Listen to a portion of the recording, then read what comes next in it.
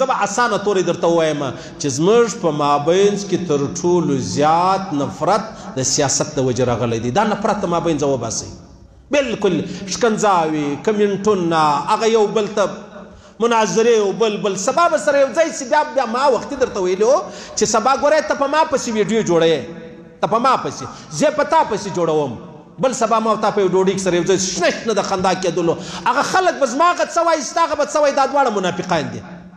مجھے په جنگ کې سره واچولو، زموږ سلامونه سره بند سولو، د هغه د بل په ډوډۍ کې شنه شنه د خندا کېږي. نو خو یا به موږ منافقان یو یا به د اورېدونکي منافقان یې، یا نه موږ منافقان یو نه اورېدونکي منافقان دي. هر سړی پر خپله لار روان دی. ها ښکاره بېدیني چې د هغه که په ملایانو کې، په تبلیغیانو کې، په مجاهدینو کې، په پلانې هر چا کې چې هغه ګناه ده د هغه بیا موږ حمایت چې دی هغه نه کوو. دا اوس د الیکشن شپې دي وروره. هر چا یاره زما په فکر باندې زموږ په دې وطن کې تر ټولو زیات د نفرت وجه چې ده هغه سیاست دی. تر ټولو زیات د نفرت وجه چې ده هغه سیاست دی. که زه په جومات کې وم نو مقصد دا دی ټولې پارټیانې غلطې دي، زما ورسره دښمني ده، زما ورسره عداوت دی. که زه په پښتونخوا کې وم نو د دې معنا دا ده چې ټولې پارټیانې غلطې دي.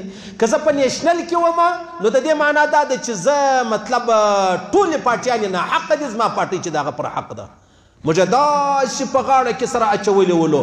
د جومات خپل احترام لرم، دا زه خپل رایه درته وایم. د مشر خپل احترام لرم، د خوشحال خپل احترام لرم، د اصغر خان خپل احترام لرم، د اسفندیار خپل احترام لرم. ټول مسلمانان یو.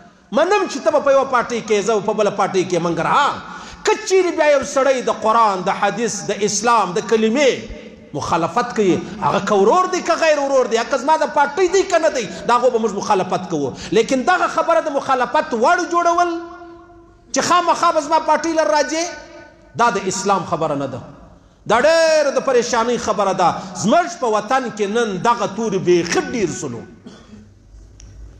بیا چې کله دی اتحاد سره وکړي، پخوا به کافر بلی اوس کافر نه سلو، پخوا به منافق بلی اوس منافق نه سلو، پخوا به ظالم بلی اوس ظالم نه سلو. یعنی ستی د دوو د هرې پارټۍ چې اتحاد سره سوی دی، بس معنا دا ده چې هغه کفر هم د مابینځه ولاړی، هغه فسق هم د مابینځه ولاړی، هغه دښمني هم د مابینځه ولاړه. ولې؟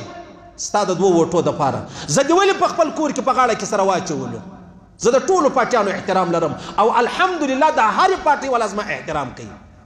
تاسو دغه لاره خپله کوئ، دا فلسفه خپله کوي. په دې کې دومره ډېره خوشحالي ده والله کې تاسو تصور هم کولی شئ. زه د ټولو مسلکو، اکه وهابیان دي، اکه سلفیان دي، اکه بریلویان دي، زه د ټولو احترام کوم. والله زما هم دغونه احترام کوي. ما ته څه راپېښه ده چې پر هر قدم باندې به زه مخالفت کوم. ستا خپله لاره ده، زما خپله لاره ده. زه به خپله لار نه پرېږدم، ته خپله لار مه پرېږده. بیا د امام شافعي صاحب رحمه الله د مذهب څه ضرورت دی؟ د امام مالک او د امام احمد د حنبل د مذهب څه ضرورت دی؟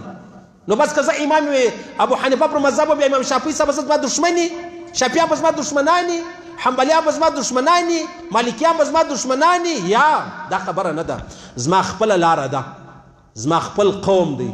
زه به د خپل قوم احترام و خیال ساتم، په دغه لاره کې یم. د دې پردي قوم بیا زه خیال ساتم. دا ټوله اسانه خبره م در ورشوله. جنګونه مه سره کوئ، جنګونه مه سره کوئ. شی والله که ستا بس خالي د مفاداتو جنګ دی، تر ځایه ځان رسوئ.